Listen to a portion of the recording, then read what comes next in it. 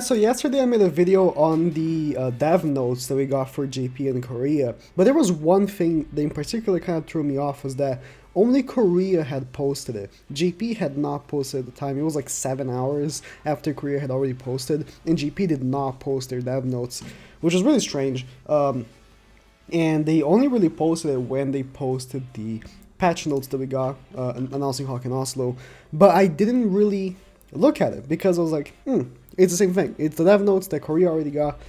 But here's one thing, even though it is technically the same thing, JP added something that is, I don't know why Korea left out, because it's literally the most hype thing that they could have possibly put, and they just took it out even though JP kept it in, which is this line. So they were talking about new update contents, and this is the part where they were saying, oh, we're implementing new content, possibly to organize existing content, stuff like that. They don't want to make brand new content because they don't want to make so new players have a hard time with it and discovering how to do it, which I think it's a bad mindset. I think new content is always good. That's just how I see it. Unless they're gonna completely revamp how the game works, I guess. But like, if it's just how the game works with the same kind of card system that we have, maybe just like a round system. I always love in games, and some of you guys may not, but I personally really like when there's like an infinite amount of things that you can beat. And you just have to keep beating them until you lose, and once you lose, you can see like what's your high score, and you can try to keep umping up the high score. Like if you're playing like Call of Duty Zombies or something, and you just have like a record stage that number that you're at, right? Amount of kills that you have, or a round that you managed to get to. That's something that always kept me coming back for the game, was just trying to get the highest stage possible, or something like that in a game like that. That's something Runecross doesn't have. And I think something like that would be really good. I'm hoping that's how they are implementing Tower, because they did say that Tower is going to be something that keeps going and not something that you just see 25 stages and you beat it. But regardless, this is the section I'm talking about. They added this right here. In addition, a new super boss battle with the theme of 10 Commandments, which was introduced in the previous dev note, is being prepared and will appear in a different form from the conventional super boss battle. So, when they actually did the previous one, right, the previous dev notes, they didn't say 10 Commandments. They just said that there was going to be a new style of boss battle, or super boss battle. They didn't say that there was going to be 10 Commandments. But now they did. No, this is the wrong thing. I'm looking for the dev notes, the previous ones. It's around here. Yeah, they did mention that there was going to be a new style of super boss. Where is it? Yeah. New mode of super boss battle.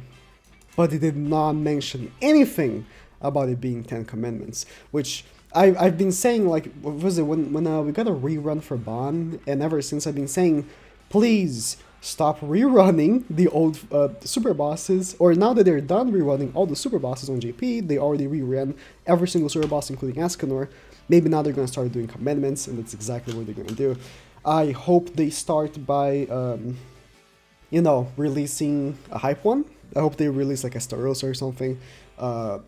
Can you imagine face super boss Astaros and he's just an absolute twat with a counter? Oh, that would be so good.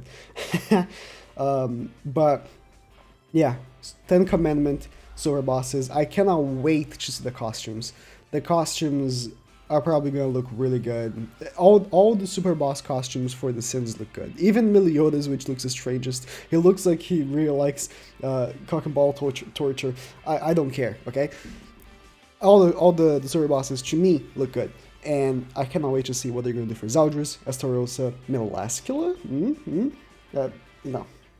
Cannot wait to see what they're going to come up with the costumes. And they do mention, that it's a different form from the conventional super boss battle. So I wonder if they're going to remove the point system.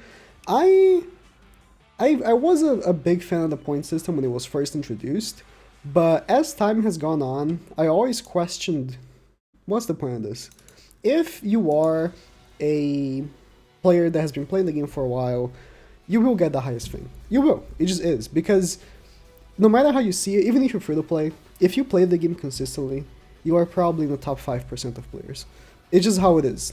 Top 5%, you gotta think that this game, as much as if you compare it to another game like Dokkan or something, it might not seem like a huge game, but it is a very big game, and there's a lot of casual players, and the casual players just cannot, have the same amount of like resources and stuff that a player that plays every day can. So, I mean, a casual player can play every day. I'm not saying like play consistently. So the point system really never. After like the first two that got the point system, which was like Meliodas and the Yen, I think, I was like, it's okay. It's just, you already have to keep farming it to get the coins, and then you also have the point system on top of that. It's just, I don't know. They always made it so the newest released unit, which would be like a regular banner unit, so you would like trash to someone too, especially if you're free to play. Would make you get more points. Like right now, Ban just released on Global, and you guys know the Valencia does more points, and Valencia sucks. Like, other than Super Boss Ban, that unit sucks. So, it's like, I never like that, If they're gonna change the point system, I actually would like that they changed it. It's already annoying that they have point system on I was gonna say Guild Boss. They also had to play the final boss, but again, the first two or so I did like, and I guess they wanted to keep the format for all of them. But I would like you to know. If you play global, you probably don't even know that the first three, King Gelfir, Merlin was the order, did not have the point system when they first were introduced. You just beat them. It was very difficult at the time because of the limited units that you had, but it was very rewarding to just beat it once, and as you beat it, you can beat it like once a day, it was for King, and 3 times a day was for Gopher Merlin, if I'm not mistaken. But you beat it, you got coins, and each difficulty of stage give you different coins.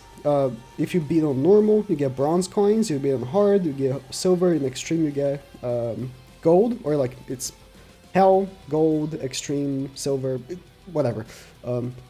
There are three different types of coins, and the coins bought different stuff.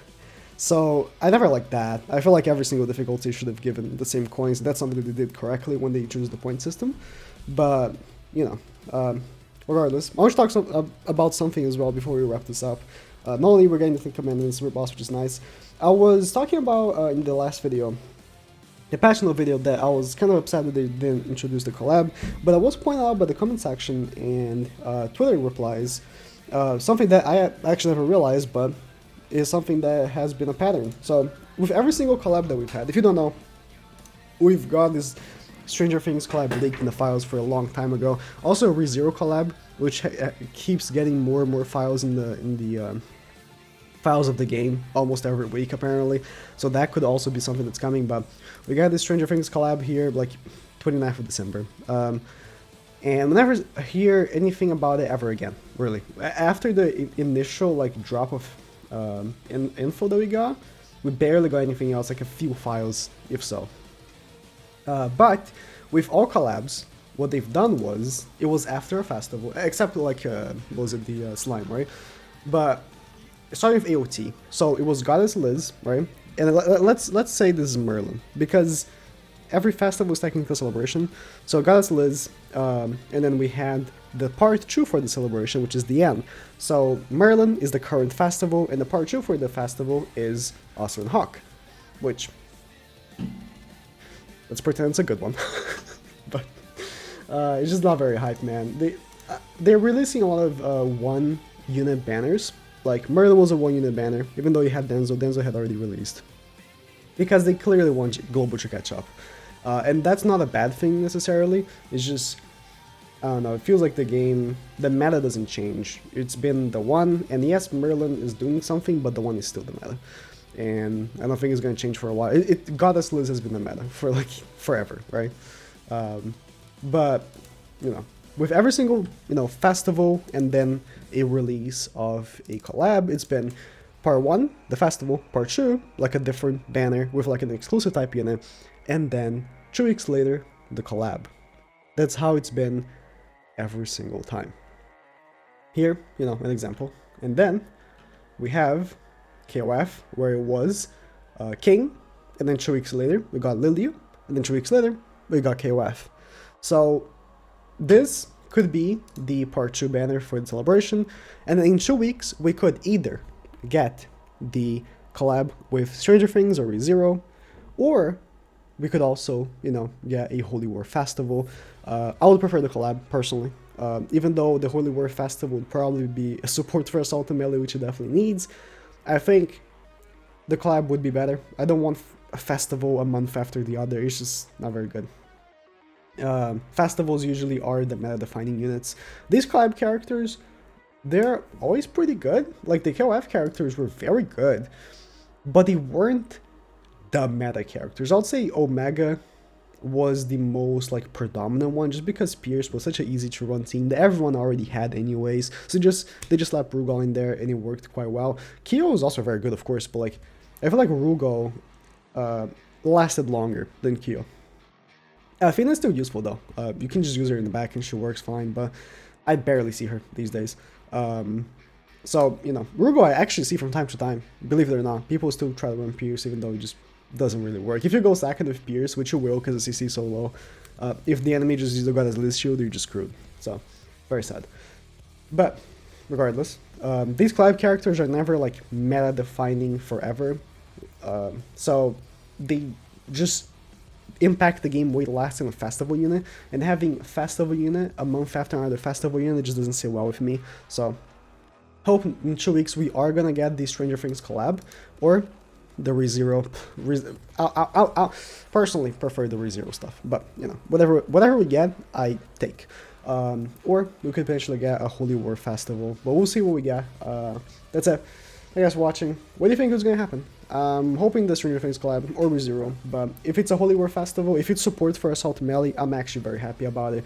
If it's a Commandment, if they're going to release Commandment final bosses, if they release, a Zeldris Holy War Festival, a Estarossa Holy War Festival, the Estarossa with all the commandments all messed up, oh, that would be fantastic. But we'll see what happens. Thank you guys for watching. That's it.